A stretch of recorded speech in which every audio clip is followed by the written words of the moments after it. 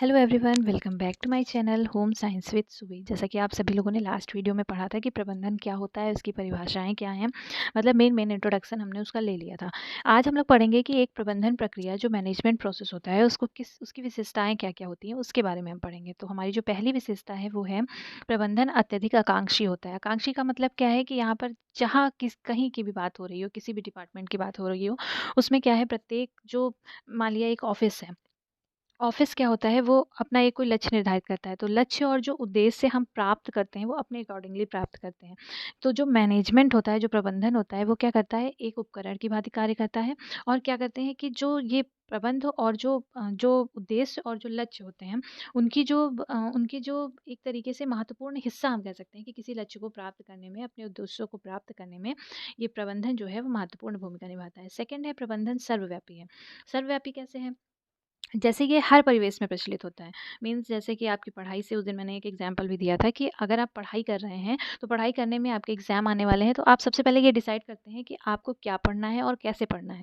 तो प्रबंधन जो है हर डिपार्टमेंट में है। मीन्स आप चाहे एक छोटा बच्चा भी हो, वो अपना कैसे याद करेगा, 4 क्वेश्चन आंसर है उनको भी वो कैसे याद करेगा, वो भी प्रबंधन के माध्यम से ही होता है। चाहे वो क्लब हो, कोई संगठन हो, ऑर्गेनाइजेशन हो, कोई गवर्नमेंट हो, व्यवसाय हो, कैसा भी डिपार्टमेंट हो, सब जगह पर क्या होता है, प्रबंधन होता है। सरकार अपनी जो योजनाएँ चलाती हैं, उनको किस तरीके से उनका क्रियान्वयन होगा, वो सब प्रबंधन के अंतर्गत आता है। और व्यवसाय में कोई ऑफ़िस है, कोई कंपनी है जो अपना काम, कोई प्रोडक्ट लॉन्च कर रही है, वो किस तरीके से लॉन्च करेगी, कैसे होगा, कैसे क्या करेगी कि उसको मुनाफ़ा ज़्यादा हो, वो सब इसी के अंतर्गत आता है। तो हम कह सकते हैं कि प्रबंधन हर डिपार्टमेंट में अपना महत्वपूर्ण योगदान देता है। मतलब एक प्रबंधन जो है, प्रबंधन से ही काम होता है, ये हम कह सकते हैं। नेक्स्ट है, प्रबंध एक सतत प्रक्रिया है। सतत प्रक्रिया मतलब कॉन्टिन्यूअस चलने वाली प्रक्रिया है। जैसे कि हमने अभी एक कंपनी की बात की कि कोई प्रोडक्ट लॉन्च करने जा रही है, तो वो प्रोडक्ट लॉन्च हो गया, उसमें उसको सफलता मिल गई, उसने प्रबंध किया। उसके बाद क्या है, फिर से दूसरा प्रोडक्ट लॉन्च होने वाला है, फिर तीसरा होगा, फिर चौथा होगा, फिर पाँचवा होगा। इस तरीके से लगातार चलता रहेगा। तो लगातार इन प्रोडक्ट के बीच, लॉन्च करने के बीच में जो प्रोसेस होगी वो क्या होगी, प्रबंधन प्रक्रिया होगी।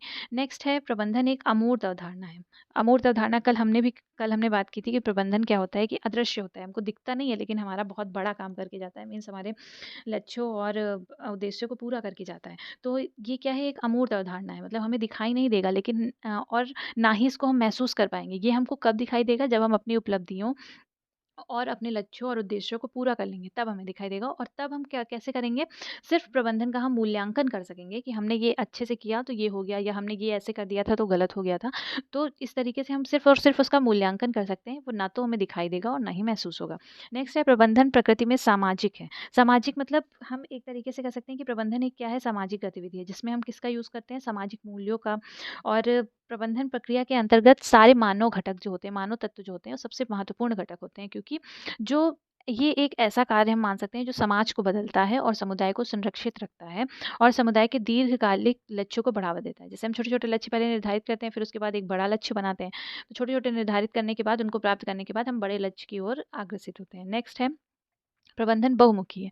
बहुमुखी मीन्स हर तरीके से, जैसे प्रबंधन को समाजशास्त्र, मनोविज्ञान, इंजीनियरिंग, अर्थशास्त्र, नवविज्ञान, गणित और अन्य सारे विषयों में उसमें ज्ञान और कौशल की आवश्यकता होती है। तो ये किस तरीके से हमको प्राप्त हो, ये सब प्रबंधन के द्वारा ही होता है। नेक्स्ट है, प्रबंधन सशर्त है। सशर्त का मतलब क्या है, कि विभिन्न, मतलब जैसे इसमें लिखा हुआ है, विभिन्न विकल्प उपलब्ध हैं। किसी भी कार्य को पूरा करने का सबसे उपयुक्त तरीका वर्तमान स्थिति द्वारा निर्धारित किया जाता है। स्थिति के कारण व संभव है कि प्रबंधन सही ढंग से काम कर रहा है। सफल प्रबंधकों के लिए जवाबदेही आवश्यक है। मतलब कि सशर्त का मतलब ये है कि आपकी जिस तरीके से सिचुएशंस हैं, उन शर्तों को देखते हुए तब हम अपना मैनेजमेंट करें।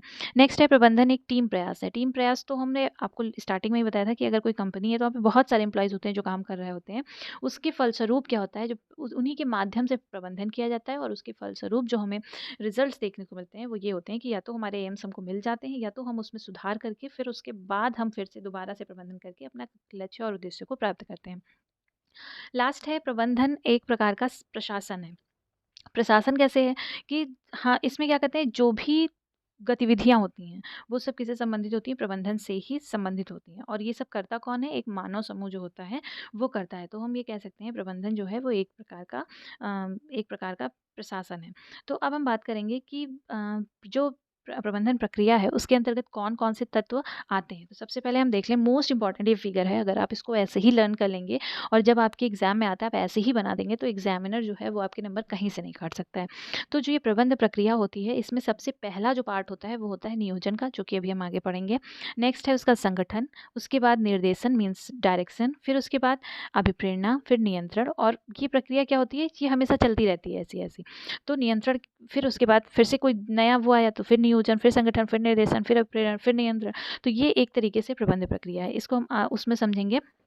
अब ये बात कर रहे हैं नियोजन प्रक्रिया की, ये जो फर्स्ट पॉइंट था हमारा नियोजन, इसकी इसकी प्रक्रियाओं में भी कई चरण आते हैं। तो इसको जो हम पढ़ेंगे, जब हम पूरा समझ लेंगे उसके बाद, लेकिन एक मोटा-मोटा मैं आपको बता दे रही हूँ कि नियोजन प्रक्रिया में क्या करते हैं, हम सबसे पहले लक्ष्यों का निर्धारण करते हैं, ठीक है? फिर हम पूर्वानुमान लगाते हैं, फिर सीमा निर्धारण करते हैं, वैकल्पिक कार्य विधियों का विश्लेषण और मूल्यांकन करते हैं, श्रेष्ठतम विकल्प का चयन करते हैं, योजनाओं का निर्माण करते हैं और फिर अनुगमन करते हैं। इसको मैं मतलब अच्छे से नेक्स्ट वीडियो में समझा दूँगी। तो अब हम बात करेंगे, सबसे पहले थोड़ा-थोड़ा आज प्लानिंग के बारे में जान लेते हैं, जो आपका पहला था नियोजन। नियोजन क्या है? वर्तमान परिस्थितियों को ध्यान में रखकर किसी लक्ष्य की प्राप्ति के लिए भविष्य की रूपरेखा तैयार करने के लिए आवश्यक क्रियाकलापों के बारे में चिंतन करना आयोजन या नियोजन कहलाता है। मतलब जो हमारी इस समय स्थिति है, उसके अनुसार हम भविष्य में, फ्यूचर में क्या करें, कोई लक्ष्य निर्धारित करें और लक्ष्य निर्धारित करने के बाद आवश्यक क्रियाकलापों के बारे में जो चिंतन किया जाता है, उसको हम बोलते हैं प्लानिंग। इस प्रबंधन का प्रमुख घटक ये जो है, ये प्रबंधन का सबसे मुख्य और सबसे पहला चरण है, क्योंकि यहीं से जो है मैनेजमेंट हमारा स्टार्ट होता है। फिर नियोजन का अर्थ अगर हम देखें तो वो क्या है, बहुत ही आसान है। नियोजन का अर्थ क्या है कि हम ये सबसे पहले ही निश्चित कर लेते हैं, जब हमारे एम्स डिसाइड हो गए तो हमने सबसे पहले ही निश्चित कर लिया कि हमको करना क्या है, हम इसको कब करेंगे, कैसे करेंगे, किससे करवाएँगे, या फिर हम कहें कहाँ से जाना है, मतलब कहाँ से हम उन चीज़ों को प्राप्त करेंगे, कहाँ तक जाएँगे।